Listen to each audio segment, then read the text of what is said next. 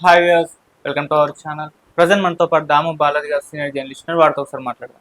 నమస్కారం సార్. నమస్తే. సార్, చిన్నారి జాహ్నవి బతికే ఉంది, ఇవాళ తిరిగి వచ్చేస్తుంది అంటూ ఒక అఘోరి వాళ్ళ పాప వాళ్ళ ఇంటికి వెళ్ళి చెప్పిన కామెంట్స్ అయితే ఇప్పుడు వైరల్ అవుతున్నాయి సార్. మామూలుగా జాహ్నవి తప్పిపోయినప్పటి నుంచి కూడా చాలా మంది అఘోరాలు, ఆస్ట్రాలజర్స్ వాళ్ళ వాళ్ళ అభిప్రాయాలను చెప్పడం, అక్కడ ఉంది ఇక్కడ ఉందని చెప్పడం, ఇటువంటి మనం చూసుకుంటూ వచ్చాం. ఇప్పుడు ఈ అఘోర అటు ఆ పాప వాళ్ళ ఇంటికి వెళ్ళి అక్కడే ఉండి చిన్నారి జాహ్నవి బతికే ఉంది, వాళ్ళు తిరిగి వస్తుంది అని చెప్పేసి చెప్పాడు. అసలు ఏం చెప్తున్నాడు ఆ ఘోరం? నిజంగా ఆ పాప బతుకుండే అవకాశం ఉందా? అతని మాటలను ఎంతవరకు నమ్మచ్చు అంటారు సార్? యా యాక్చువల్గా ఏంటంటే 13 రోజులు దాటిపోయింది. ఆ పాప మిస్ అయ్యి రేపటికి 2 వారాలు ఎగ్జాక్ట్గా అవుతుంది. ఎందుకంటే 6వ తేదీ మిస్ అయింది, ఇవాళ 19, రేపటికి 2 వారాలు అయిపోతాయి. శనివారం లాస్ట్ 6వ తేదీ శనివారం మిస్ అయింది. 11:50 గంటలకి వాళ్ళ నాన్న గణేష్ ఇంటి దగ్గర వదిలేసిపోయాడు. బట్ భవాని ఇంకొక చిన్న పాప 6 నెలల పాప పాలు ఇవ్వడానికి లోపలికి వెళ్ళినప్పుడు ఈ పెద్ద పాప జ్ఞానేశ్వరి అలియాస్ జాహ్నవి వాళ్ళ నాన్న వెంట వెళ్ళడం మనం చూసాము. సీసీటీవీలన్నీ కూడా చూపించాయి. దాని తర్వాత ఇంకా కనబడలే. అంటే అరౌండ్ 12 గంటల ప్రాంతంలో అమ్మాయి వెళ్ళిపోయింది. ఆ తర్వాత ఒక 10-20 నిమిషాలకి పాపారావు అనే వ్యక్తికి కంచె దగ్గర కనిపించింది. అతను డైరెక్ట్గా ఇంటికి వచ్చి చెప్పకుండా అతను ఇంకెవరికో కుర్రాళ్ళకి చెప్పడం, వాళ్ళు వచ్చి చెప్పడం, ఇదంతా లేట్ అయిపోయింది. దాని తర్వాత వెతకడం మొదలు పెట్టేసరికి పాప కానీ కుక్క కానీ కనిపించలేదు. సో అప్పటి నుంచి ఇంకా వెతుకుతూనే ఉన్నారు. అనేక రకాల విభాగాల పోలీసులు వెతుకుతున్నారు, దొరకలేదు. సో దానివల్ల ఏమైందంటే ఇప్పుడు రకరకాల పుకార్లు క్రియేట్ అవుతున్నాయి. అసలు పాప ఏమైందని ఎవరు స్టోరీ వాళ్ళు చెప్పుకుంటున్నారు. సో ఈ నేపథ్యంలో అక్కడికి చాలామంది జ్యోతిష్యులు, తర్వాత స్వాములు వీళ్ళందరూ కూడా వెళ్ళి వాళ్ళ ఎవరి విద్యలు వాళ్ళు ప్రదర్శిస్తున్నారు. అంటే జ్యోతిష్యులు మామూలుగానే ఆ అమ్మాయి జాతకాలు అడగడం, పేర్లు ఇంకేమన్నా పేరుందని అడగడం, జాతకాన్ని బట్టి ఈ అమ్మాయి ఎక్కడ ఉండొచ్చు, ఏ దిక్కుగా ఇల్లు ఉంటుంది, ఎన్ని రోజులు వస్తుంది, ఇవన్నీ వాళ్ళు గెస్ చేసి చెప్తున్నారు. వాళ్ళ గెస్ మేట్లు కూడా ఇప్పటివరకు ఏం జరగలేదు. యాక్చువల్గా అమావాస్య రోజు వచ్చేస్తుందని కొందరు చెప్పారు, కొందరు రేపు వస్తుందని చెప్పారు. ఇప్పుడు లేటెస్ట్గా ఒక అఘోరి అక్కడికి ఎంటర్ అయ్యాడు. అతను ఒక నైట్ అంతా కూడా వాళ్ళ ఇంటి మీద పైన పడుకొని ఉంటే వీళ్ళు అబ్జెక్షన్ చేశారు. నువ్వు ఎవడో తెలియదు, నువ్వు వచ్చి ఇక్కడ ఏందని. సో అతను ఏంటంటే రకరకాలుగా మాట్లాడుతున్నాడు. ఈరోజే అర్ధరాత్రి లోపలే పాప వస్తుంది, బతికే ఉందనే చెప్పాడు.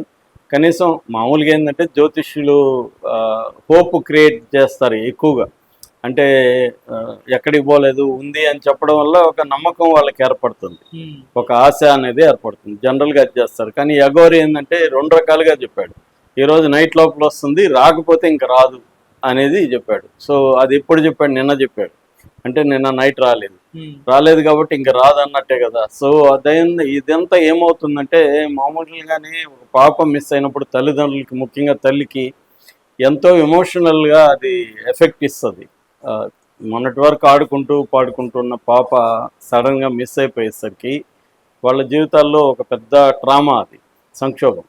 దాన్ని వాళ్ళ బాధలను వాళ్ళ పడనీయకుండా మీడియా, తర్వాత రకరకాల పర్సన్స్ వెళ్ళిపోయి వాళ్ళని రకరకాలుగా ప్రశ్నించి మాట్లాడుతున్నారు. అప్పటికీ వాళ్ళు మామూలుగా మిడిల్ క్లాస్ వాళ్ళు అయితే అసలు ఇవన్నీ చేసేవాళ్ళు కాదు. వాళ్ళు కొంత పని చేసుకునే వాళ్ళు, లేబర్ ఇది ఉంది, కొంత శక్తి ఉన్నాయి కాబట్టి వాళ్ళు గట్టిగానే. రెండోది వీళ్ళంతా మనకి హెల్ప్ చేయడానికి వచ్చారు అన్న దీంతో పాపం వాళ్ళు ఇటు జూమ్ కాల్లోనూ మాట్లాడుతున్నారు, డైరెక్ట్గా పోయినప్పుడు అంతా కూడా మాట్లాడుతున్నారు. ఎంతో దానివల్ల వాళ్ళకి ప్రతిసారి ఆ గాయం కిలుక్కున్నట్టు అవుతుంది, ఎమోషనల్ బర్డన్ పెరుగుతుంది. ఇప్పుడు ఈ అఘోరి వెళ్ళి వాళ్ళని ఇంకా బాధ పెట్టాడు. ఆ అమ్మాయి వాళ్ళ భవానీ అదే చెప్తుంది, ఈయనెవరో వచ్చాడు, ఈయన వద్దంటే కూడా మా మీదకి మిద్దిపైకి వెళ్ళి రాత్రి అంతా అక్కడే ఉన్నాడు, పూజలు చేస్తున్నాను, నేను మంత్రాలు చేస్తున్నాను, నీ పాపను రప్పిస్తాను, ఇలాగ మాట్లాడుతున్నాడు. మాకు అసలు ఇతను ఎవడో తెలియదు, కొత్త వ్యక్తి అది ఇదని చెప్తున్నారు. దాంతో మీడియా వాళ్ళని పిలిపించింది ఆ అమ్మాయి. ఎందుకంటే ఎవరో వెళ్ళిపోయి వాళ్ళ ఇంటి మీద పడుకొని మిద్ది మీద ఉండేసరికి వాళ్ళకి భయం అయింది, అసలు ఏంది, ఎవరి తను ఏంటని. దాంతో మీడియా పర్సన్స్ వచ్చారు. మీడియా పర్సన్స్ గట్టిగా అతను ప్రశ్నిస్తే అతను నా పేరు తిమ్మప్ప, నేను అఘోరిని, నాకు మంత్రాలు వచ్చు, నాకు జ్యోతిష్యం వచ్చు, నేను పూజలు చేస్తున్నాను పాప రావడానికి, ఈ రోజు లోపల వస్తుంది, రాకపోతే ఇక రాదు అనేది అతను చెప్పాడు. అంటే చాలా మందికి ఏంటంటే వీళ్ళు వాళ్ళ విద్యలను ప్రదర్శించడానికి ఇది ఒక సాగ్గా మారిపోయింది. రెండోది ఇక్కడ ఏంటంటే ఈజీగా అక్కడికి వెళ్తే ఏదో ఒకటి మాట్లాడినా కూడా మొత్తం టీవీ మీడియాలో ప్రముఖంగా కనబడచ్చు. సో అది కూడా పాపులారిటీ, వాళ్ళకి పాపులారిటీ రావడం వల్ల వాళ్ళ జ్యోతిష్యానికి కావచ్చు దానికి డిమాండ్ ఏర్పడుతుంది. నేను ఒకవేళ జరిగి వచ్చేసింది అనుకో పొరపాటున, నేనే చెప్పాను చూడండి వచ్చింది నేనే రప్పించానని అతను చెప్పుకుంటాడు. జరగలేదనుకో నేను అది కూడా చెప్పాను కదా ఈ రోజు రాకపోతే ఇంకా రాలేదని. సో అలాగే డబుల్ ఎడ్జ్డ్ వెపన్ లాగా జ్యోతిష్యం చాలాసార్లు అలా చెప్పెడతారు, ఏదైనా ఇది జరుగుతుంది లేకపోతే అది జరుగుతుంది అన్నట్టుగా. సో అది ఇప్పుడు లేటెస్ట్ ఇది ఉందంటే ఈ అఘోరి ఎవరు ఏంటి అనేది ఆరాధిస్తున్నారు. అతను అఘోరి అని చెప్పుకుంటున్నాడు కానీ నిజంగా అఘోరీనా, అఘోరి అయితే అక్కడికి ఎందుకు వెళ్తాడు, ఇవన్నీ అనుమానాలు ఉన్నాయి. అంటే ఈ మన లేడీ అఘోరి వచ్చినాక ఏమైపోయిందంటే ప్రతి ఒక్కడు ఇప్పుడు అఘోరి అని చెప్తే మనం పాపులర్ అయిపోవచ్చు అన్న ఒక ఇది వచ్చేసింది. సో ఆ లేడీ అఘోరి వెళ్ళిపోయినాక ఆ స్పేస్ ఒకటి ఖాళీ ఏర్పడింది, జనాలకి అఘోరీలు అంటే తెలిసింది. సో దాంతో ఇప్పుడు ఇతను ఎవరో వచ్చి చెప్తున్నాడు. కానీ ఈ అఘోరీలో లేకపోతే జ్యోతిష్యులు మాటలు ఎప్పుడు కూడా వినాల్సిన అవసరం లేదు నిజానికి. ఎందుకంటే వాళ్ళ చెప్పేవాళ్ళు ఏం తెగదు. ఇప్పుడు వేణుస్వామి ఉన్నాడు, మరి ఇప్పుడు చెప్పుండొచ్చు కదా పాప ఎక్కడికి పోయింది ఏంటనేది, ప్రతిసారి చెప్తాడు. ఇప్పుడు ఎందుకు గమ్మున ఉన్నాడు? ఇదేంటంటే పాపులారిటీ రావడం కోసం చేస్తారు తప్ప జ్యోతిష్యం వల్ల వాళ్ళు ఎక్కడికి పోయారని ఎవరు చెప్పలేరు. ప్రపంచంలో అలాంటి ఎక్కడ జరగదు. ఓన్లీ అంటే కొన్ని విషయాలు ప్రెడిక్ట్ చేయగలుగుతారు, దానికి జ్యోతిష్యమే చదువుకోవాల్సిన అవసరం లేదు. నాలెడ్జ్ ఉంటే జనరల్ నాలెడ్జ్ ఎవరైనా కూడా ఏ విషయాన్నైనా ప్రెడిక్ట్ చేయొచ్చు. ఆ ప్రెడిక్ట్ చేసినవి కొన్ని జరుగుతాయి, కొన్ని జరగవు.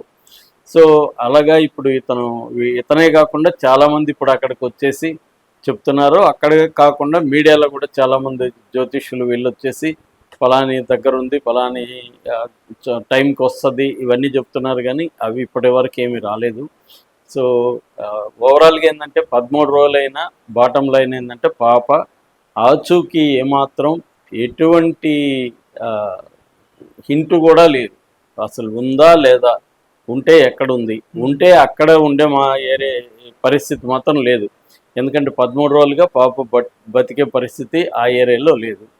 ఒకవేళ ఉంటే కూడా ఆ ఏరియాలో కనిపించాలి. ఒకవేళ వీళ్ళు వెతికే రేడియస్ ఎంత ఉంది, 500 ఎకరాలు అంటున్నారు. సో ఆ రేడియస్ కూడా తక్కువే ఉంటుంది, ఒక 10-20 కిలోమీటర్ రేడియస్లో వెతుకుతున్నారు.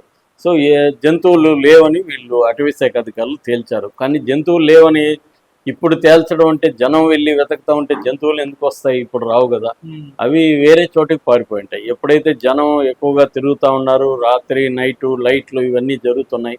సో అవి వాటికి అర్థమైపోతుంది ఇక్కడ ఏదో సంథింగ్ ఇది రాంగ్ అని అవి దూరంగా వెళ్ళిపోతాయి. అలాగే ఏమన్నా పాపను ఎత్తుకొని వెళ్ళిపోయి దూరంగా వెళ్ళిపోయి ఉంటే, వీళ్ళకి అందని ప్లేసుల్లోకి వెళ్ళిపోయి ఉంటే దొరకదు ఇప్పటికీ. అదో మేజర్ ప్రాబ్లం. అట్లా కాకుండా కిడ్నాప్ చేసి ఉంటే వాటికి పట్టుకొని ఉండాలి. ఎందుకంటే ఫోన్ల డంపు ఇవన్నీ కూడా దాదాపు 5,000 ఫోన్ కాల్స్ డంప్ చేశారు. అనుమానితులను అందరినీ ప్రశ్నించారు. చుట్టుపక్కల ఉన్న విలేజ్లకి ఇంటింటికి పోయి ఇల్లు కూడా వెతికారు పోలీసులు.